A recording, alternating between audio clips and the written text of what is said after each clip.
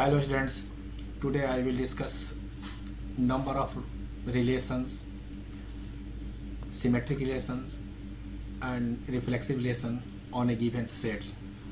First of all, we take a set whose elements are 1, 2, 3 and B another set whose elements are 5, only 5. Now we have to find total number of relations from set A to set B.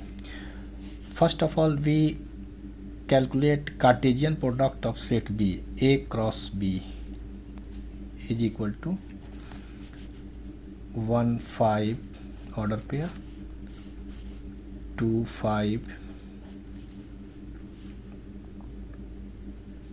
3 5,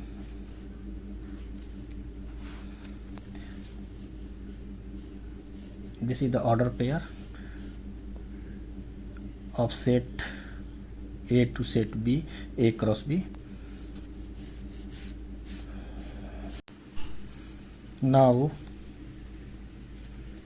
number of relation R is equal to 2 के power n of A cross B. This equal to 2 के power n of A into n of B is equal to 2 के power number of element of in set A is equal to 3. Therefore 3 into number of elements in set B is equal to 1. Therefore 2 power 3 is equal to 8. Total number of relation will be formed 8. Now we form first relation R1. This is the phi empty relation. Since we know that 5 is the subset of A cross B, we know. And next R2 relation we establish a single order pair elements like as 1 5. R3 will be also single pair elements, order pair elements 2 5. R4 equal to single order pair element 3 5. R5 fifth relation will be formed 2 order pair elements at a time. We take 2 order pair elements 1 5 and 2 5. R6 1 5 and 3 5 and R7 will be 2 5 and 3 5. R8 is equal to total number of order pair elements 1 5, 2 5 and 3 5. Hence total number of relations 8 relations. This is the number of relations. Hence total number of relations from set A to set B is equal to 8. This is the formula. Similarly, we take another set A whose elements are 1 2 3 dot dot m elements. Now we have to find total on number of relations in set A. Similarly, we also calculate A cross A.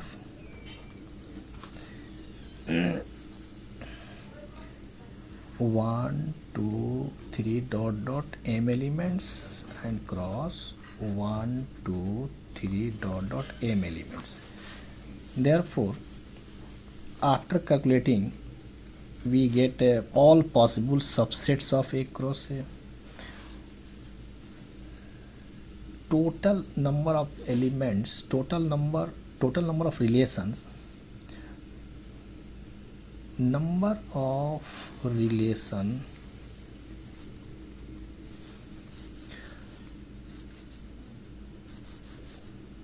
in set A is equal to 2 के power n of A cross A is equal to 2 के power NA into NA. Therefore 2 के power total number of elements in set A, m elements and also m elements, therefore m into m is equal to 2 के power m square. This is the formula. Next we calculate number of reflexive relation, number of reflexive relation on set A. How to calculate number of reflexive relations on set A? And set A is given whose elements are 1, 2, 3 dot dot m elements. Then we calculate A cross A. All possible subsets of A cross A, 1, 1, 1, 2, 1, 3, 1, 4 and dot dot 1 m elements, and 2, 1, 2, 2, 2, 3 and dot dot dot 2 m. And similarly we proceed as follows: m1, m2 dot dot mm. Here consisting m rows and n columns. यहाँ पर थोड़ा सा हम matrices का apply करना चाहेंगे, बहुत ही हल्का कॉन्सेप्ट यह है कि ये this is horizontal line, this is all are rows, first row, second row, third row and fourth row, mth row, and this is the vertical lines, this is known as column C1, first column, second column, third column, and this is the mth column. If we arrange this order pair elements in a rectangular array, that means matrices, तो ये जो आपका same elements, 1 related to 1, 2 related to 2 and 3 related to 3, all are diagonal elements, 1 1 2 2 3 3 4 4 all are diagonal elements.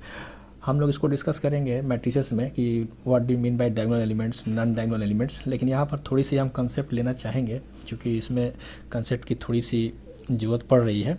तो इसमें ये जो diagonal elements है जो सेम रो सेम कॉलम में एग्जिस्ट कर रहा है, और बाकी जो भी एलिमेंट्स है वो सब नॉन डायगोनल एलिमेंट्स कहलाएंगे. ये सारे ये एलिमेंट्स डायगोनल हो गए, इसके ऊपर और इसके नीचे. इसको हम लोग upper triangular matrix and lower triangular matrix हम लोग बाद में डिस्कस करेंगे इसको. तो ये कहलाएंगे नॉन डायगोनल एलिमेंट्स, और ये कहलाएंगे ये सारे नॉन डायगोनल एलिमेंट्स. तो रिफ्लेक्सिव होने के लिए सबसे बड़ी कंडीशन है कि एलिमेंट रिलेटेड टू इटसेल्फ. तो इसका मतलब है कि ये जो डायगोनल एलिमेंट्स है इसको तो आपको सिलेक्ट करना ही पड़ेगा. All diagonals elements must be selected. Non diagonal elements को हम लोग सेलेक्ट कर भी सकते हैं, नहीं भी कर सकते हैं, इसलिए इसकी दो पॉसिबिलिटी हो जाती है. ठीक है, इसको कर भी सकते हैं, नहीं भी कर सकते हैं, लेकिन इसमें तो रिफ्लेक्सिविटी के लिए तो ये डायगोनल एलिमेंट्स को रखना ही पड़ेगा, ये तो मस्ट है. इसलिए एक ही पॉसिबिलिटी है, वन पॉसिबिलिटी है. तो हम लोग इसमें क्या करना चाहेंगे कि सबसे पहले हम ये देखें कि total number of order pair elements इसमें कितना हुआ. Total number of ordered pair elements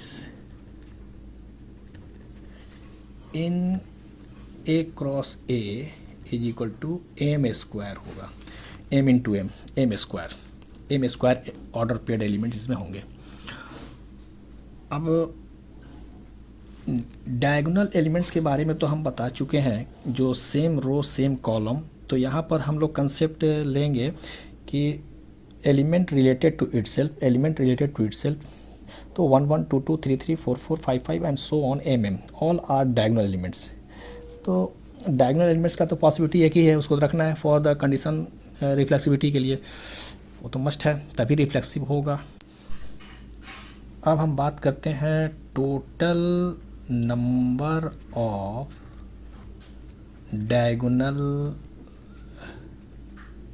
diagonal elements is equal to m ही एलिमेंट्स होंगे diagonal elements, total diagonal elements m elements होंगे।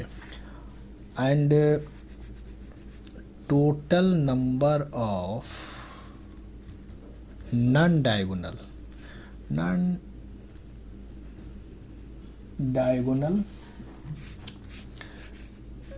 Elements in A cross a is equal to, since total number of order पे elements m square है और total number of diagonal elements ये है, इसमें subtract कर देंगे तो नॉन डायगोनल एलिमेंट्स मिल जाएंगे हमारे, and that means m square minus m will be non diagonal elements in A cross A set में आपके इतने ऑर्डर पेयर एलिमेंट्स जो होंगे वह नॉन डायगोनल एलिमेंट्स होंगे। अब इसके बाद हमको ये देखना है कि फॉर रिफ्लेक्सिविटी के लिए, फॉर रिफ्लेक्सिव रिलेशन यानी मैक्सिमम रिफ्लेक्टिव रिलेशन इस सेट पर हम कितना बना सकते हैं। तो सारे कंडीशन यही है कि डायगोनल एलिमेंट्स को तो मस्ट है, उसको रखना ही है इस, और नॉन डायगोनल एलिमेंट्स को तो हम सेलेक्ट कर भी सकते हैं और नहीं भी कर सकते हैं। तो for reflexive relation each diagonal elements को हमको एक ही पॉसिबिलिटी है ना, एक ही पॉसिबिलिटी है, एक एलिमेंट्स डायगोनल एलिमेंट्स को सेलेक्ट करने का एक ही पॉसिबिलिटी हमारे पास है। तो एम ऐसे एम डायगोनल एलिमेंट्स हैं, तो for reflective relation number of ways selecting diagonal elements is equal to 1 के पावर m, चूँकि एक ही पॉसिबिलिटी है और चूँकि m डायगोनल एलिमेंट्स है तो 1 into 1 into 1 into, and that means 1 into 1 into 1 into dot dot m, and this is nothing but this 1 के power m, and number of ways selecting or not selected or not selected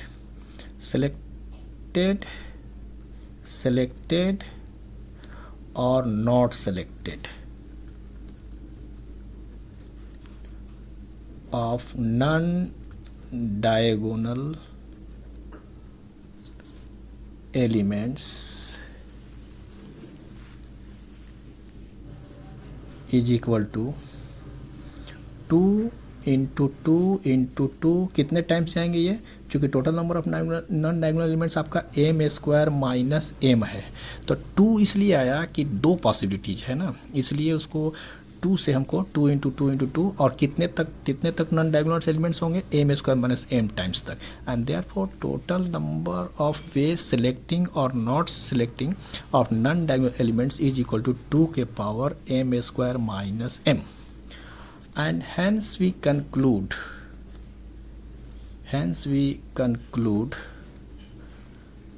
the total number of reflexive relation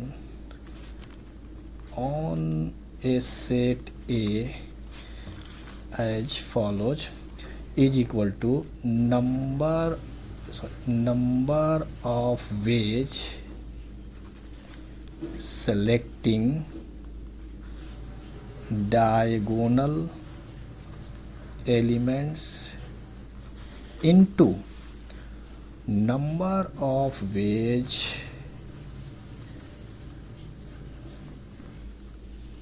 selected or not selected non-diagonal elements, and this is nothing but 1 के power m into 2 के power m square minus m, and this is nothing but 1 के power n, anything power m, 1 के power m कुछ भी अगर हो तो 1 ही होगा, तो उसको तो 1 ही मान लेंगे हम लोग। तो ये हो जाएगा 2 के power m square minus m। Final this is the total for formula for finding the reflexive relation, and number of non-reflexive relation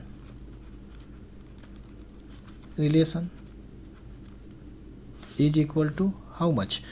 तो जितना हमारे पास रिफ्लेक्सिव रिलेशन है, टोटल नंबर ऑफ रिलेशन से हम माइनस कर दें, टोटल नंबर ऑफ रिलेशंस हमारे इतना बन रहा है, उसमें से रिफ्लेक्सिव रिलेशन आपके इतने बन रहे हैं, इसमें से सब्ट्रैक्ट कर दें तो नॉन रिफ्लेक्सिव रिलेशन हो जाएगा। दैट मीन्स 2 के पावर m स्क्वायर माइनस 2 के power m square minus m। This is the another formula for calculating non reflexive relation on A given set A। Next, how to calculate symmetric relation?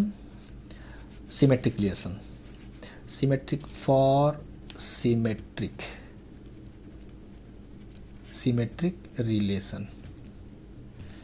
Similarly, here we see that for symmetric relation के लिए हम लोग इस जो diagonal elements है इसको तो हम लोग ले भी सकते हैं, नहीं भी ले सकते हैं, इसलिए कि ये डायगोनल एलिमेंट्स जो है 1 1 2 2 3 3 mm all are identity relation. Identity relation जैसा कि हमने बता चुके हैं कि आइडेंटिटी रिलेशन इटसेल्फ है symmetric relation.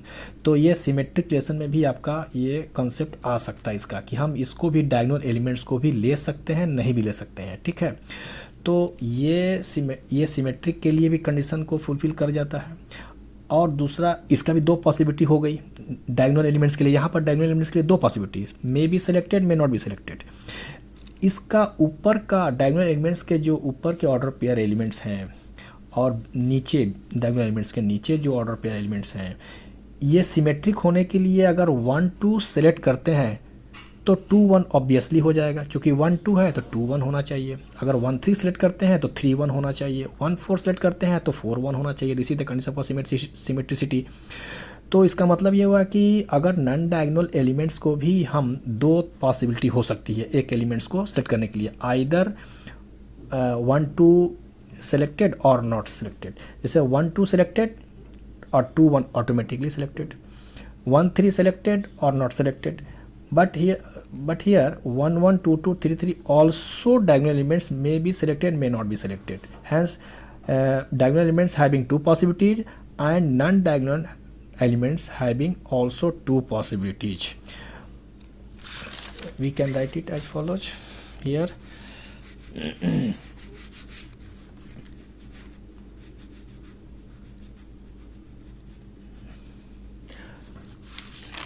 Here also we observe that diagonal above diagonal elements, non-diagonal elements, half portion, we calculate half portion, half,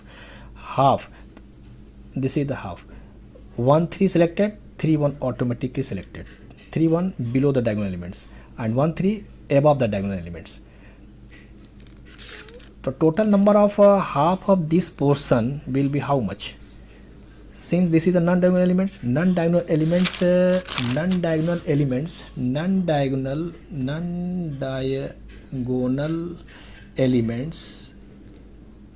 is equal to m square minus m, but half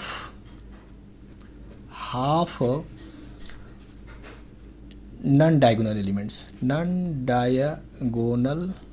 elements is equal to m square minus m by 2, half. Since if we select 1 2 2 1 automatically selected, hence we consider half of this portion. Therefore, total number of non-diagonal elements in the half portion above the diagonal elements, that means upper triangular matrices, m square minus m by 2. Now the number of symmetric relation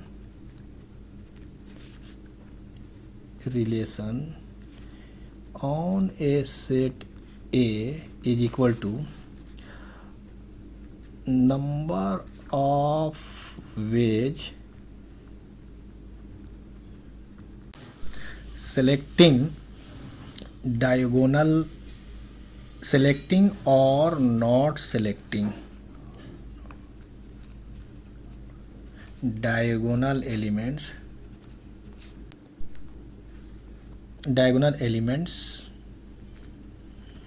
is equal to m 2 के power m and number of ways selecting or not selecting non-diagonal elements is equal to 2 into 2 into dot dot dot 2 के power m square minus m by 2. Number of non-diagonal elements m square minus m by 2. Hence there are having two possibilities of non-diagonal elements, 2 into 2 into 2 into 2 into 2 into m square minus m, and therefore this is nothing but 2 के power m square minus m by 2, and hence total number of symmetric relation on a set A is equal to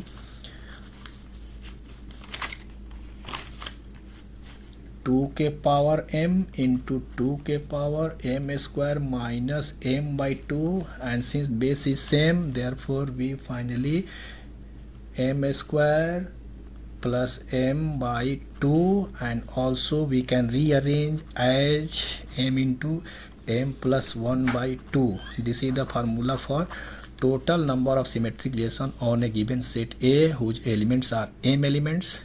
This is the formula.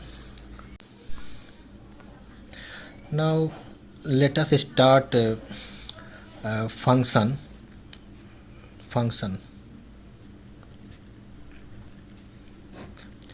First of all, we define function. What is the meaning of function actually? And this topic is very conceptual. And define function. First of all, definition. A function consists of two non-empty sets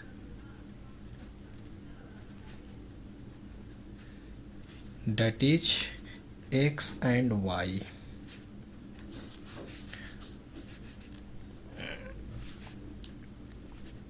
To assign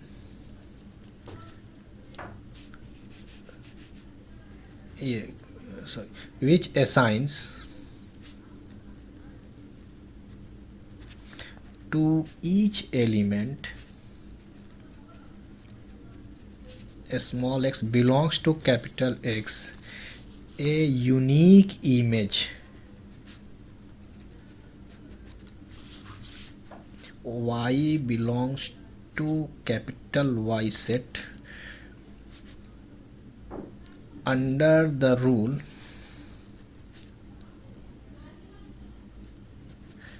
f, then f is called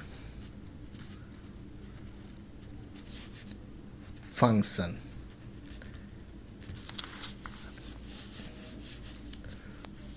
It can be written as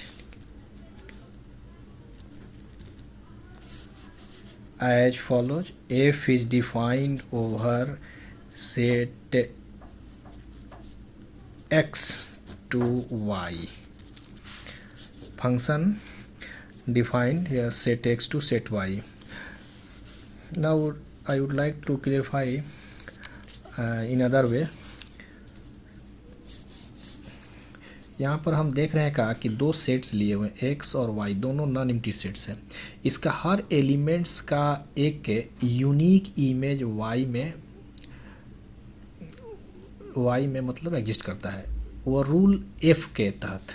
तो ये rule F ही जो कहलाएगा वो function कहलाएगा। जैसे मान लिया जाए, इस तरह से समझें उसको हम लोग, ये है आपका कोई फंक्शन हम डिफाइन कर दिया एफ, ये सेट एक्स है, अनसेट वाई है, नॉन एम्प्टी का मतलब इसमें एलिमेंट्स है। जैसे सपोज करें x1 एलिमेंट है, x2 and x3, and this is the y1 y2 y3।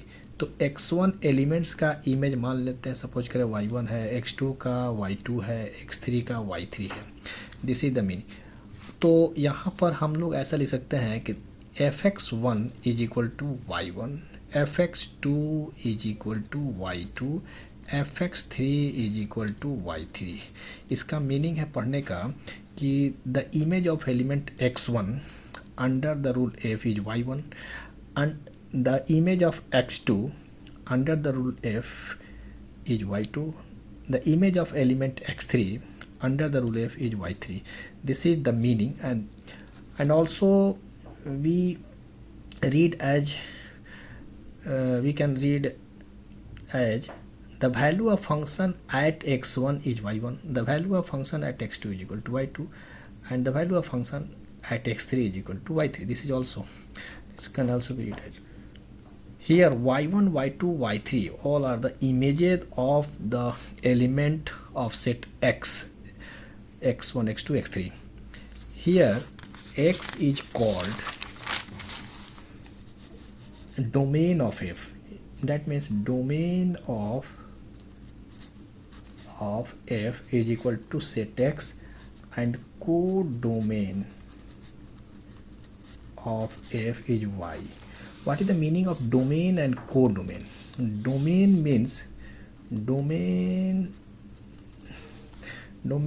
means all possible inputs simply, and codomain means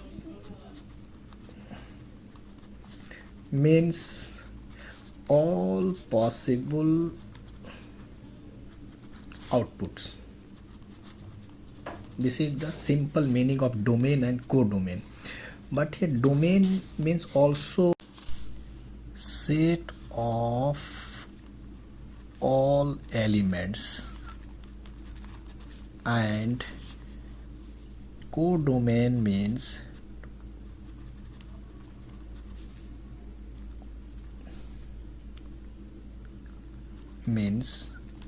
set of all images of the elements of set x. And what is the meaning of range of f? Range of f, fx is equal to fx such that x belongs to capital X, and this in range of f means the set of all images. जैसे as for example here, यहाँ पर हम लोग देख सकते हैं, जैसे यहाँ पर एक सेट है y सेट है, और ये x1 एलिमेंट है, x2 एलिमेंट है, x3 एलिमेंट है, y1 y2 y3 and y4। Suppose ये रूल f डिफाइन हमने कर दिया, x1 का इमेज ये बना, x2 का भी इमेज ये बना, x3 का भी इमेज x3 का y2 बना। तो यहाँ पर हम ऑब्जर्व कर रहे हैं कि domain of f, that means set x is equal to x1 x2 x3. This is the meaning of domain of x. Domain of f is equal to set x, and set x is equal to nothing but this set of all elements. And codomain of f means y, set y is equal to set of y1 y2 y3 and y4, all are the elements of codomain. But range of f is equal to set of only y1 and y2, जो element इससे connected है, इसका pre image इसमें मिल रहा हो, इस image का pre image element x1 हुआ, y2 का प्री इमेज x3 हुआ, और यही दोनों कनेक्टेड है इसके एलिमेंट से। तो this is the set of images only connected to the this sets y1 y2 and codomain means total elements set of all elements of set y। This is the codomain and this is the range of f। हम लोग थोड़ा सा और discuss करें कि कौन सा function है जैसे डिफाइंड होता है या नहीं डिफाइंड होता है एग्जांपल के थ्रू। जैसे ये है कोई हमने लिया सेट, हम डिफाइन कर देते हैं। जैसे एक सेट है y है, x1 है, x2 है, x3 है और वहाँ y1 y2 y3 and x4 y4। x1 का एलिमेंट अगर ये है, x2 का ये है और अगर x3 का ये है और x3 का ये है और ये मान लेते हैं इसका y2 का है। तो क्या ये फंक्शन डिफाइंड है? नहीं, फंक्शन डिफाइंड इसलिए कि यूनिक इमेज नहीं मिल रहा है। x3 का दो इमेज मिल रहा है, x3 का यहाँ y2 भी मिल रहा है, y3 मिल रहा है, जबकि डेफिनेशन में हमने दिया है कि यूनिक इमेज मिलना चाहिए तभी फंक्शन डिफाइंड होगा। इसलिए this function is not defined. Okay, x3 का इमेज दो इमेज मिल रहा है, x3 एलिमेंट दो इमेज, इसलिए नहीं होता। दो एलिमेंट्स का एक इमेज हो सकता है, पॉसिबल है। एक और देख लेते हैं, इस तरह से मान लेते हैं ये फंक्शन डिफाइन कर दिया सेट x और सेट y पर। जैसे x1 है, x2 है, x3 है, y1 y2 y3। तो मान लेते हैं ये है और ये है और ये। दिस इज फंक्शन डिफाइंड और not, because here function is also not defined क्योंकि जब ये एलिमेंट है इसका कोई इमेज इसमें नहीं मिल रहा है, इसलिए ये फंक्शन डिफाइंड नहीं हो पाएगा। क्योंकि जो भी इनपुट है उसका आउटपुट मिलना चाहिए, उसका आउटपुट इमेज मिलना चाहिए। लेकिन यहाँ पर x3 ऐसा एलिमेंट है जो इसका कोई भी इमेज नहीं मिल रहा है, इसलिए this function is not defined. Okay, suppose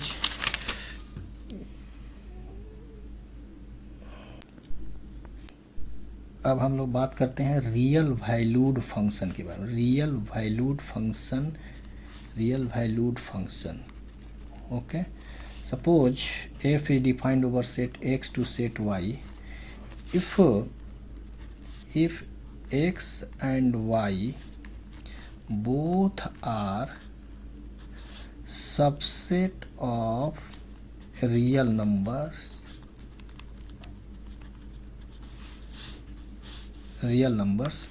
then such type of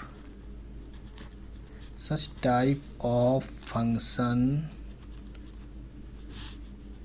is called real valued function. That means domain and co-domain. Domain set x means domain and y means co-domain. Domain and co-domain subset of real number, तब जाके उसको हम लोग वैसे function को हम लोग क्या बोलेंगे? रियल वैल्यूड फंक्शन, जिसका डोमेन एंड को डोमेन अगर उसका रियल नंबर्स का सबसेट हो जाए तो उसको हम रियल वैल्यूड फंक्शन कहेंगे। हम लोग बात करेंगे डिफरेंट टाइप्स ऑफ फंक्शन। ये सबसे पहले हम लोग स्टार्ट करें डिफरेंट टाइप्स ऑफ फंक्शंस के लिए। स्टेप बाय स्टेप हम लोग उसका ग्राफ देखेंगे, उसका डोमेन रेंज देख लेंगे और भी जो भी हम लोग कंसेप्ट उस पर बनता है उसको हम लोग देखते हैं हर डिफरेंट टाइप्स ऑफ फंक्शंस का। तो सबसे पहले लेते हैं, मान लेते हैं स्क्वायर रूट फंक्शन।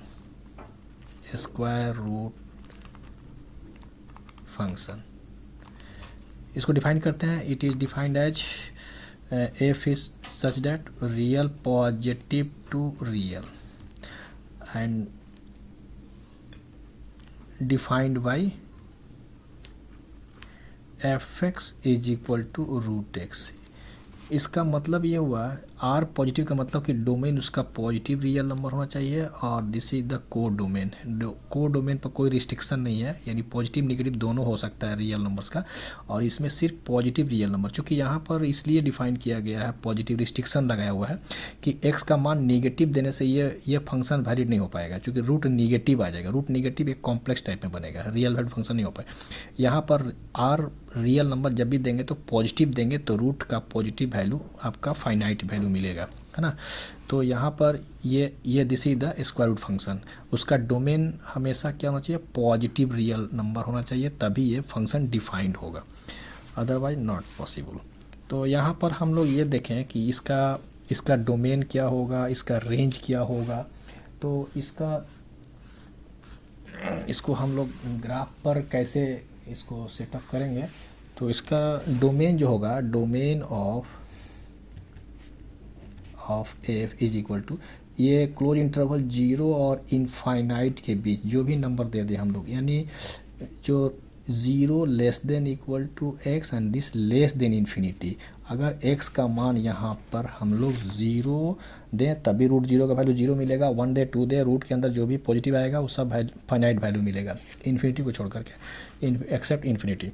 तो रेंज क्या हो जाएगा, रेंज भी आपका रेंज ऑफ एफ, मतलब इस फंक्शन का रेंज जो निकलेगा वो भी आपको निकलेगा या तो 0 और इन्फिनिटी के बीच, 0 इंक्लूडिंग और इन्फिनिटी के बीच में इसका नंबर आएगा, इसका रेंज जो निकलेगा, यानी 0 less then y less than infinity, this is the range value. y means ordinate range value.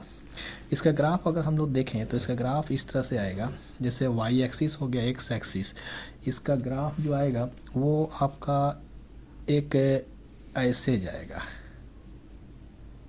इधर कभी नहीं आएगा, क्योंकि निगेटिव के लिए एक्स एक्सिस के निगेटिव, यानी ये 0 है, 1 है, 2 है एंड 3 है, इस तरह से एंड सो ऑन, 0 1 2, इधर -1 -2, इधर -1 -2 and this is the x axis and y axis. Okay, इसका ग्राफ हल्का वाई एक्सिस को टच करके निकलेगा, हल्का टच करके निकलेगा। तो अब रही मामला ये बात कि इसका ग्राफ इससे कैसे हम लोग स्केच करते हैं, एक रफ एस्टिमेशन। तो सबसे पहले हम लोग ग्राफ को ये देखते हैं, बहुत सारी बातें होती है ग्राफ को चेक करने के लिए। इसमें हम इस जैसे सपोज करें f x is equal to ये रूट एक्स है, and this is nothing but y, this is nothing but y is equal to root x and this nothing but x के पावर हाफ। तो यहाँ पर सबसे पहले हम लोग ये देखते हैं कि ये ग्राफ ओरिजिन से पास कर रही है कि नहीं। सॉरी, यहाँ ये ओरिजिन यहाँ हो गया, ये 1 ये 2 ये 3 ये 4, ऐसे यहाँ ओरिजिन। तो यहाँ पर y बराबर एक्स के पावर हाफ, दैट मीन्स, तो सबसे पहले हम लोग ग्राफ को देखें कि ये ग्राफ ओरिजिन से पास कर रही है कि नहीं। तो ओरिजिन से ये पास कर रही है, क्योंकि अगर हम x कोऑर्डिनेट 0 और y कोऑर्डिनेट 0 रख दें तो 0 इज इक्वल टू 0 हो जाता है, true. That means this graph must passes through the origin. दूसरी बात यह है कि ये कर्व टाइप का होगा, स्ट्रेट लाइन तो होगा नहीं, क्योंकि ये लीनियर इक्वेशन नहीं है, क्योंकि every linear equation always straight line. तो यहाँ तो चूँकि ये पावर एक्स का पावर हाफ है, वो लीनियर नहीं है, इसलिए इसका जब भी ग्राफ का जो नेचर होगा वो थोड़ा सा कर्व टाइप का होगा। इसलिए कर्व होगा तो कैसे कर्व होकर निकलेगा, ओरिजिन से पास करेगा तो कौन सा एक्सिस को वो टच करेगा। तो इसके लिए पता लगाने के लिए एक हमारे पास ये फार्मूला है कि tangent at origin, tangent at origin, tangent at origin, चूँकि वह कर्व ओरिजिन से निकल रही है तो कहीं ना कहीं हल्का सा टच करेगी एक्स एक्सिस को या वाई एक्सिस को, चूँकि कर्व होके निकलना उसको है। तो टेंजेंट एट ओरिजिन हम लोग पता करने के लिए क्या करते हैं, equating lowest degree term, equating lowest degree term is equal to 0। ये तो मॉडिफाई कर दें 1 2 3, ये 0, ठीक है ना। Equating lowest degree term is equal to 0, that means here lowest degree term मतलब x और y का जो पावर है, डिग्री पावर से, तो यहाँ वेरिएबल x और y है, तो x का पावर हाफ और x का पावर y के पावर 1, तो यही आपका लोवेस्ट डिग्री टर्म हुआ। यानी इसको हम इसको इक्वेट कर दें 0 के बराबर, यानी x के पावर हाफ को इक्वेट करें, x के पावर जो टर्म के power half is equal 0, this is the lowest degree term in this y, in this equation में y के पावर 1 एंड x के power half, this is the lowest degree term. And this means x is equal to 0। x is equal to 0 का मतलब ये होता है कि वह y एक्सिस होता है, y एक्सिस, y बराबर 0 मतलब x एक्सिस, x बराबर 0 मीन्स y एक्सिस। मतलब ये हुआ कि कर्व जो है, curve touches the y axis at origin, इसीलिए वो वाई एक्सिस को टच करके हल्का सा निकलेगी। और ये जब भी देखेंगे, चूँकि निगेटिव के लिए वैलिड नहीं है और चूँकि इसका वैल्यू क्या हो रहा है, पॉजिटिव की ओर भागे जा रहा है, इन्फिनिटी की तरफ जा रहा है, इसलिए इसका मैक्सिमम वैल्यू भी हम लोग जान सकते हैं और मिनिमम वैल्यू भी जान सकते हैं। इस कर्व का maximum value is equal to infinity जाएगा और मिनिमम वैल्यू इसका जाएगा आपका 0, चूँकि 0 से स्टार्टिंग है और 0 से ऊपर। ऑर्डिनेट वैल्यू का मतलब मैक्सिमम वैल्यू, मिनिमम वैल्यू जहाँ पर कर्व स्टार्ट हुआ 0 से। नेक्स्ट हम लोग सेकेंड वाला देखें, क्यूब। नेक्स्ट हम लोग देखें इसमें क्यूब फंक्शन।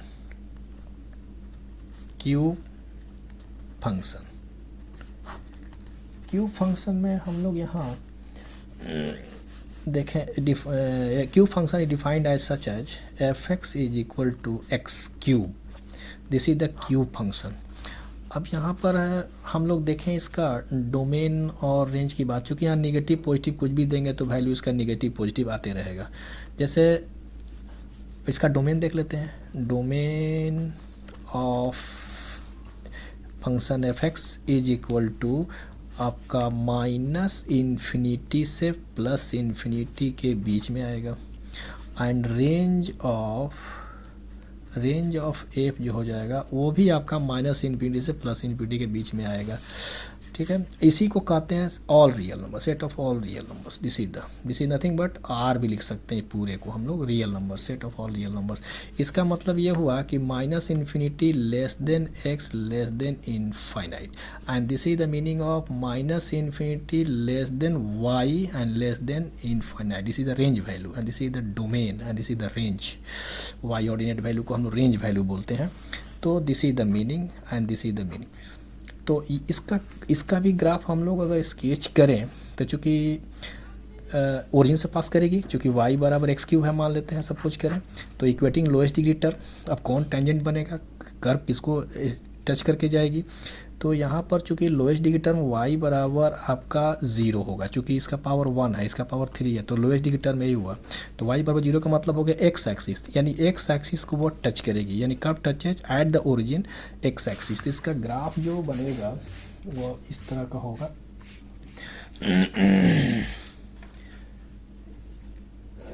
इस तरह से होगा, ये हल्का सा ऐसे टच करके ऐसे निकलेगी और फिर इधर से ऐसे, चूँकि ये निगेटिव वैल्यू भी आपको इसका रेंज वैल्यू मिलेगा, चूँकि निगेटिव यहाँ रखेंगे, निगेटिव रखेंगे तो निगेटिव वैल्यू आएगा, डाउन जाएगा। अगर पॉजिटिव रखेंगे तो पॉजिटिव ऊपर जाएगा। तो ये x axis, y axis, origin, ये 1 2 and 3 and 1 2 3 and so on, -1 -2 -1 -2 and so on. This is the curve cube function. This is the touch, यहाँ पर टच करिए एक्स एक्सिस को हल्का सा टच करके, ये जैसे जैसे वैल्यू एक्स का मान बढ़ाएंगे ऑर्डिनेट वैल्यू इसका बढ़ते जाएगा अपवर्ड पॉजिटिव की तरफ जाएगा। फिर इसके बाद जैसे जैसे निगेटिव लेते जाएंगे इसका ग्राफ डाउनवर्ड नीचे आएगा, नीचे चला जाएगा माइनस इन्फिनिटी की तरफ। And this is the plus infinity and minus infinity and domain and range clear. And this is the and x-axis will be the tangent at origin and equating the lowest degree term, and x-axis will be the tangent at origin. इस तरह से हम लोग different types of functions के बारे में हम लोग डिस्कस करेंगे स्टेप बाय स्टेप। बहुत सारे फंक्शंस हैं, सारे फंक्शंस को हम चाहेंगे कि आप लोगों के लिए क्लियर कर दें और हर कंसेप्ट को हम कोशिश करते हैं कि उसमें हम दें, ताकि आपका आगे के एग्जामिनेशंस में आपको काफ़ी बेसिक नॉलेज उसमें डेवलप हो जाए और उससे आप काफ़ी कंसेप्ट को डेवलप करके आप अपने आगे की कंपटीशन एग्जामिनेशन में आप अच्छा कर सकें।